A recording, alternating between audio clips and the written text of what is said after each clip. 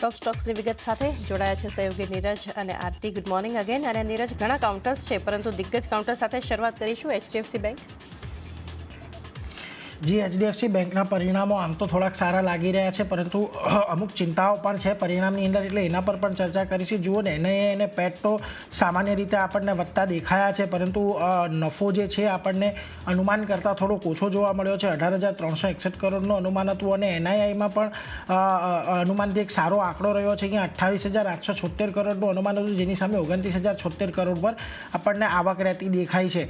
ખાસ કરીને એમણે એક મોટા પ્રોવિઝન કર્યા છે, લગભગ 10,900 કરોડના, કે બેલેન્સ શીટની યાદી થોડીક સ્ટ્રોંગ અને મજબૂત થાય અને કોઈ ભવિષ્યની અંદર કોઈક શક્યતા કોઈક મોટો નેગેટિવ ન આવે એના માટે અત્યારથી તેમણે પ્રોવિઝન કરીને રાખે છે. સ્લીપેજીસમાં પણ અહીંયા થોડોક વધારો થયો છે. એનપીએસ જોઈ લો, એનપીએસમાં થોડીક ચિંતા વધી છે. રૂપી ટર્મની અંદર આપણને એનપીએ ઓવરઓલ થોડાક વધતા દેખાયા છે. નેટ એનપીએની અંદર પણ સારો એવો વધારો આપણને જોવા મળ્યો છે, એટલે એસેટ ક્વોલિટી ચોક્કસથી આ નબળી થઈ છે.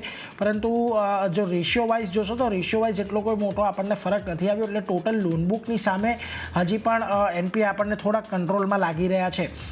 એનઆઈએમ જોઈ લો, 3.44% પર રહ્યા છે. હવે ખાસો એવો ઇમ્પ્રૂવ થયું છે. અહીંયાથી ડિપોઝિટ ગ્રોથની અંદર વધારો થયો છે. તે છતાં પણ અહીંયા આપણને જો ક્વાર્ટર નેટ ઇન્ટરેસ્ટ માર્જિનની અંદર થોડોક ઉછાળો જોવા મળ્યો છે અને 3.44%નો જે એનઆઈએમનો આંકડો છે એ લગભગ 3 ત્રિમાસિકના ઉચ્ચતમ સ્તરે પહોંચતો જોવા મળ્યો છે. જો કે કાસા રેશિયો પણ અહીંયા 3 ત્રિમાસિકનો ઉચ્ચતમ સ્તરે છે, 38.2% જેટલો, એટલે અહીંયાથી ખાસ ધ્યાન રાખજો.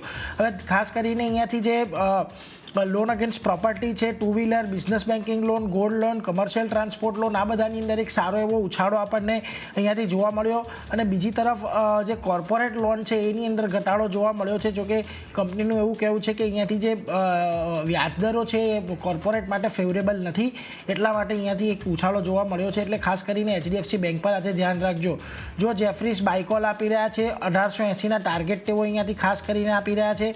એમનું કહેવું છે કે Q4નો પ્રોફિટ અનુમાનથી થોડોક ઓછો રહ્યો છે અને લોન ગ્રોથ 12% પર થોડો ઓછો રહ્યો છે, એટલે ત્યાં આગળ અહીંયાથી થોડુંક ઇમ્પ્રુવમેન્ટની જગ્યા હજી વધેલી છે. મોર્ગન સ્ટેનલી ઓવરવેટ કોલ આપી રહ્યા છે, 1900ના ટાર્ગેટ આપી રહ્યા છે.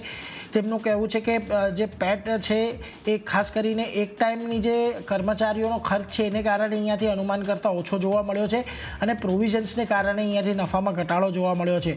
મોતીલાલ ઓસવાલ જો બાય કોલ આપી રહ્યા છે, 1950નો ટાર્ગેટ આપી રહ્યા છે. એમનું કહેવું છે કે Q4 પરફોર્મન્સ ઇનલાઇન છે, માર્જિનમાં થોડોક અહીંયાથી સુધારો દેખાયો છે. નોમુરા પણ ન્યુટ્રલ કોલ આપી રહ્યા છે, પરંતુ એમણે ટાર્ગેટ અહીંયા 1625થી વધારીને 1660 જેટલા કરી નાખ્યા છે. અને ખાસ કરીને એમણે EPS અહીંયાથી 3% જેટલા કાપ્યા છે. બીજી તરફ ICICI સિક્યોરિટીઝ જોઈ લો, અપગ્રેડ કર્યું છે એડથી બાય પર, અને ટાર્ગેટ પણ અહીંયા 1850ના કરી નાખ્યા છે. એમણે પણ અહીંયાથી EPS લગભગ 5% જેટલા આવનારા સમયની અંદર ઘટાડ્યા છે, એટલે એના પર પણ એક ખાસ ધ્યાન રાખજો. ઓવરઓલ પરિણામો સારા છે, પરંતુ થોડાક EPS કટ આપણને જોવા મળ્યા છે. ટાર્ગેટ ઉપરના દરેક બ્રોકરેજ ફર્મ દ્વારા જોવા મળી રહ્યા છે, એટલે આજના દિવસમાં થોડોક ઉછાળો આવી શકે. પરંતુ આપણે છેલ્લા જ્યારે Q4ના અપડેટ જોયા હતા ત્યારે એક સારો એવો રનઅપ આવ્યો હતો, એટલે જોવું રહ્યું કે આજના દિવસે આપણને અહીંયાથી કેવું એક કામકાજ થતું જોવા મળે છે. તો બીજી તરફ આપણને વિપ્રોના પર પરિણામ આવતા જોવા જુઓ. રેવન્યુની અંદર અહીંયા આપણને ખાસ કરીને થોડોક ઘટાડો આવતો જોવા મળ્યો છે, 0.3%નો, પરંતુ ડોલર આવક જે છે એ સામાન્ય જેટલી, એકદમ સામાન્ય જેટલી આપણને થોડીક ગ્રીન નિશાનની અંદર રહેતી દેખાય છે, એટલે એના પર એક ધ્યાન રાખજો. એબિટ લગભગ 2.2% જેટલા વધ્યા છે અને માર્જિનમાં પણ એક સામાન્ય ઉછાળો આપણને ખાસ કરીને જોવા મળ્યો છે. હવે CC આવક ગ્રોથનું જે અનુમાન હતું તે અનુમાન મુજબ લગભગ 0.3% જેટલી ક્વાર્ટર ઘટતી જોવા મળી છે, અને કુલ બુકિંગ જે હતું એ પણ અહીંયાથી આપણને થોડોક ઘટાડો જોવા મળી રહ્યો છે, 5.3%નો, એટલે એના પર એક ખાસ ધ્યાન રાખતા રહેજો. બીજી તરફ જે ગાઈડન્સ આપ્યું છે વિપ્રોએ આઈટી સર્વિસીસ આવકનું જે ગાઈડન્સ છે લગભગ 2617થી 2670 મિલિયન ડોલરની રેન્જમાં રહેવાનું એક અનુમાન અહીંયાથી તેઓ લગાવી રહ્યા છે. અને આઈટી સર્વિસીસનો જે ગ્રોથ છે Q1 FY25ની અંદર એ -1.5થી +0.5% જેટલો રહી શકે છે, એટલે 1.5% અથવા તો આવક અહીંયાથી ઘટી શકે છે અથવા તો 0.5% વધી શકે છે, એટલું અનુમાન તેમણે આપ્યું છે. એટલે જોઈએ કે નબળું ક્વાર્ટર ઓવરઓલ એક રહ્યું છે. માર્જિનની અંદર સુધારો જોવા મળ્યો છે, પરંતુ જે ખાસ કરીને નફાના ફ્રન્ટ પરથી અહીંયા મિસ જોવા મળી રહ્યું છે અને બુકિંગ્સ જે રીતથી ઘટ્યા છે એ અહીંયાથી કંપની માટે થોડોક ચિંતાનો વિષય હોઈ શકે છે. બ્રોકરેજ જોઈ લો, જેફરીસ બાયકોલ આપી રહ્યા છે અને 400 માફ કરજો, હજી બ્રોકરેજ વિપ્રોના નથી, અત્યારે બીજે કોઈ કંપનીના છે, એટલે એના પર એક ખાસ ધ્યાન રાખીશું. પરંતુ જીઓ ફાઇનાન્શિયલ્સના પરિણામ પર નજર કરી લો. નફો અહીંયાથી આપણને 5.7% જેટલો વધતો દેખાયો છે, 310 કરોડ પર રહ્યો છે. આવક અહીંયાથી 0.9% જેટલી વધી છે, 418 કરોડ પર રહી છે. ખાસ કરીને ઓપરેશનલ ખર્ચ થોડોક વધતો દેખાયો છે, 2.64% જેટલો, પરંતુ સામે જે ઓપરેટિંગ પ્રોફિટ છે એની અંદર પણ એક સામાન્ય વધારો જોવા મળ્યો છે, એટલે એના પર ધ્યાન રાખજો. કોસ્ટ ટુ ઇન્કમ રેશિયો અહીંયાથી 23.8%થી વધીને 24.23% પર રહ્યો છે અને એસોસિએટના પ્રોફિટ્સ છે એની અંદર પણ આપણને 17.4%નો વધારો જોવા મળ્યો છે. જોકે ખાસ કરીને કંપની અહીંયાથી પ્રોવિઝન પણ વધાર્યા છે, 0.2 કરોડથી વધારીને 1.8 કરોડ જેટલા કર્યા છે. એટલે ખાસ તો અહીંયાથી એ કે બિઝનેસ નવો છે, હમણાં જ હજી બિઝનેસ શરૂ થયો છે, એટલે થોડોક પ્રોવિઝન અહીંયાથી કદાચ આવનારા ક્વાર્ટરમાં પણ વધી શકે, પરંતુ ઓવરઓલ આપણને જોવા મળી રહ્યું છે કે જીઓ ફાઇનાન્શિયલના પરિણામ અહીંયાથી સારા છે, એટલે અહીંયા જ એક પોઝિટિવ ઇમ્પેક્ટ આપણને જોઈ શકીએ છીએ. ખાસ કરીને HDFC AMCના પરિણામો આવ્યા છે. જુઓ, ખૂબ સારા પરિણામો રહ્યા છે. કંપનીના 43.8% જેટલો નફો કંપનીનો વધ્યો છે, 541 કરોડ પર રહ્યો છે. આવક 28.5% જેટલી વધી છે, 695 કરોડ પર રહી છે. ઓવરઓલ કંપનીનો જે બિઝનેસ છે AMCનો, એની અંદર એક સારો એવો આપણે જોયું છે કે છેલ્લા 3-1 મહિનાની અંદર સારા એવા ઇન્ફ્લોઝ આવ્યા છે, જેને કારણે અહીંયાથી ઉછાળો જોવા મળી રહ્યો છે. બ્રોકરેજ જોઈ લો, બાય કોલ આપી રહ્યા છે. જેફરીઝ લગભગ 4300ના ટાર્ગેટ આપ્યા છે, વધાર્યા છે ટાર્ગેટ તેમણે અહીંયાથી. HSBC જોઈ લો, હોલ્ડના કોલ આપી રહ્યા છે, 3505ના ટાર્ગેટ તેઓ આપી રહ્યા છે. એમનું કહેવું છે કે FY 24-27માં CAGR 12% જ ગ્રો થઈ શકે છે. અગાઉ 18% ગ્રો થયું હતું, એટલે ગ્રોથ થોડોક અહીંયાથી ધીમો રહી શકે છે. અને ખાસ કરીને મોર્ગન સ્ટેનલી ઇક્વલવેટ રેટિંગ સાથે 3325નો કોલ આપી રહ્યા છે. એમણે પણ FY 25-27ના જે EPS છે એ ઘટાડ્યા છે, એટલે પરિણામો સારા છે અહીંયાથી, પરંતુ બ્રોકરેજને લીધે કદાચ થોડુંક દબાણ જોવા મળી શકે, પરંતુ પરિણામો અહીંયાથી આપણને સારા જોવા મળ્યા છે.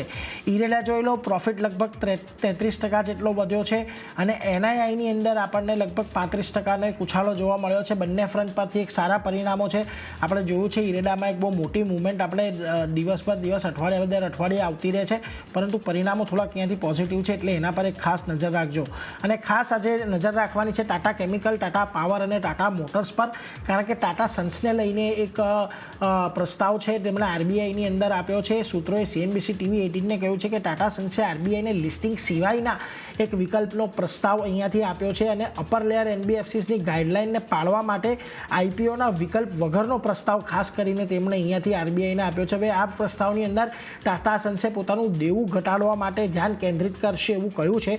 જોકે ટાટા સન્સના પ્રસ્તાવ પર હજી સુધી RBIનો કોઈ જવાબ આવ્યો નથી, એટલે ટાટા ખાસ કરીને કેમિકલ, ટાટા પાવર, ટાટા મોટર્સમાં થોડો ઘટાડો એ પ્રમાણે આવી શકે, કારણ કે જ્યારે આપણે IPO આવવાનો છે એ સમાચારો જોયા હતા ત્યારે આ બધી કંપનીઓમાં એક સારું એવું રનઅપ હતું, પરંતુ એ રનઅપ પછી બધા સ્ટોક થોડાક કૂલ ઓફ પણ થઈ ગયા છે, એટલે થોડોક મિશ્ર પ્રતિભાવ આજના દિવસમાં કદાચ જોવા મળી શકે. પરંતુ મોટે ભાગે અહીંયાથી જે આશા બાંધીને બજાર બેઠું હતું તે હવે નથી દેખાઈ રહી, એટલા માટે પણ એક ઘટાડો આ ત્રણ સ્ટોકની અંદર આવી શકે છે, એટલે એના પર એક ધ્યાન રાખીશું.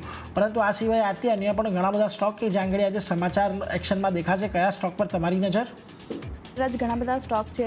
સૌથી પહેલાં ABFRL, આદિત્ય બિરલા ફેશનનું કાઉન્ટર આજે ખાસ ફોકસમાં રહેશે, કારણ કે અહીંયા જે મુદ્રા ફેશન એન્ડ લાઇફસ્ટાઇલ બિઝનેસ જે છે તેને ડીમર્જર માટેના જે સમાચાર હતા તેને હવે મંજૂરી મળતી દેખાઈ રહી છે, તેને કારણે ફોકસમાં આદિત્ય બિરલાનું કાઉન્ટર રહેશે. આદિત્ય બિરલા લાઇફસ્ટાઇલ બ્રાન્ડ કરીને નવી કંપની જે છે તે અહીંયાથી બનતી આપણને જોવા મળશે અને BL ખાસ કરીને ડીમર્જર બાદ અલગથી લિસ્ટ કરવામાં આવશે. સાથે જ ડીમર્જર બાદ AB ફેશનના શેર હોલ્ડર્સ જે છે તેમને બંને કંપનીના શેર મળશે અને ડીમર્જર બાદ આપણે જોઈએ તો ABL, BL અને ABFRL એમાં બંને કંપની જે છે તે આપણને બનતી દેખાશે.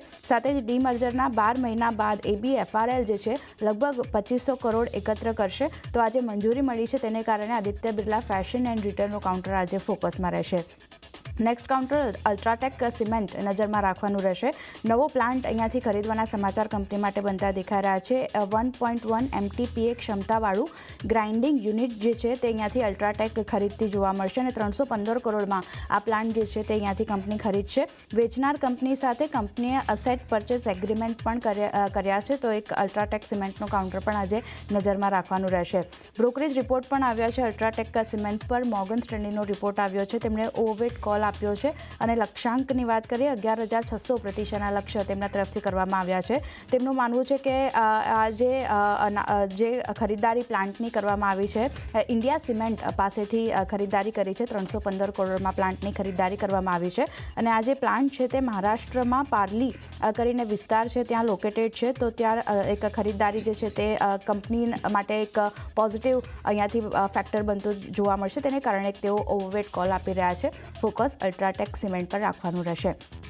નેક્સ્ટ કાઉન્ટર સોના BLW જે છે અહીંયા પણ પોઝિટિવ રિએક્શન સ્ટોક બતાવી શકે છે કારણ કે મેક્સિકોના પ્લાન્ટનું ઉદ્ઘાટન કંપનીએ કર્યું છે અને નવા પ્લાન્ટમાં વિવિધ એસેમ્બલી યુનિટો જે છે તે અહીંયાથી બનાવવામાં આવશે. સાથે જ બેટરી ઇલેક્ટ્રિક વ્હીકલ માટે ગિયર જે છે તે અહીંયાથી કંપની હવે બનાવશે અને નોર્થ અમેરિકામાં સપ્લાય પૂરી પાડવામાં કંપની જે છે તે હવે અહીંયાથી સરળતા કંપની માટે બનતી જોવા મળશે. સાથે જ નોર્થ અમેરિકાથી કંપનીની 40% આવક થાય છે. તો ત્યાં હવે સપ્લાય પૂરી પાડવા માટે કંપની જે છે તેનો મેક્સિકોમાં જે પ્લાન્ટ છે તેનું ઉદ્ઘાટન કર્યું છે. તેને કારણે એક સોના BLWનું કાઉન્ટર પણ આજે નજરમાં રાખવાનું રહેશે. JSW energy next counter positive સમાચાર છે. કંપનીને ઓર્ડર મળ્યો છે NTPC પાસેથી સબસિડરી JSW નિયો એનર્જીને ઓર્ડર મળ્યો છે અને 700 મેગાવોલ્ટ ISTS કનેક્ટેડ સોલાર ક્ષમતા માટેનો આ ઓર્ડર કંપનીને મળ્યો છે. તો JSW એનર્જીનું કાઉન્ટર પણ નજરમાં રાખવાનું રહેશે. પોઝિટિવ રિએક્શન સ્ટોક બતાવી શકે છે. નેક્સ્ટ NTPCનું કાઉન્ટર પણ નજરમાં રહેશે. MOU કર્યાના સમાચાર આવતા દેખાયા છે. સબસિડરી NTPC ગ્રીને ઇન્ડસ ટાવર સાથે MOU સાઇન કર્યા છે અને ગ્રીન એનર્જીના લક્ષ્યાંકો હાંસલ કરવા માટે આ ખાસ કરીને MOU સાઇન કરવામાં આવ્યા છે. સાથે જ ગ્રીડ આધારિત રિન્યુએબલ એનર્જી પાવર પ્રોજેક્ટ માટે આ જોઈન્ટ વેન્ચર જે છે તે અહીંયાથી કરવામાં આવશે. તો NTPCનું કાઉન્ટર પણ નજરમાં રાખવાનું રહેશે અને ઇન્ડસ ટાવર પર પણ રિએક્શન જોવા મળશે શકે છે. તો ફોકસમાં આ બંને કાઉન્ટર રહેશે. અલકાર્ગો ગતિમાં પણ જે માર્ચ બિઝનેસ અપડેટ આવ્યા છે તેને કારણે સ્ટોક ફોકસમાં રહેશે. જ્યાં કુલ વોલ્યુમની વાત કરીએ 3% વધારો જોવા મળતો દેખાયો છે. 111 KT પર આપણને પહોંચતા દેખાય છે યર ઓન યર ધોરણે અને કુલ QOQ ધોરણે વાત કરીએ તો અહીંયા કુલ વોલ્યુમ 7% વધ્યું છે અને તે પણ વધીને 111 KT પર આપણને પહોંચતો દેખાયો છે. તો ફોકસ અહીંયા પણ રહેશે. સારા બિઝનેસ અપડેટ છે. અલકાર્ગો ગતિનું કાઉન્ટર પણ પોઝિટિવલી રિએક્ટ કરી શકે છે. અને છેલ્લે સ્ટાર સિમેન્ટ અહીંયા પણ પોઝિટિવ સમાચાર છે. ઉત્પાદન શરૂ કરવામાં આવ્યું છે કંપની તરફથી. મેઘાલયમાં આવેલા નવા ક્લિન્કર લાઇનમાં કમર્શિયલ ઉત્પાદન જે છે તે અહીંયાથી શરૂ કરવામાં આવ્યું છે. તો તેને કારણે સ્ટાર સિમેન્ટના કાઉન્ટર પર પણ ફોકસ રહેશે. તો ચાંદની આ બધા સ્ટોક છે જે નીરજે જણાવ્યા મેં જણાવ્યા બધા પર નજર રહેશે. જી તો આજે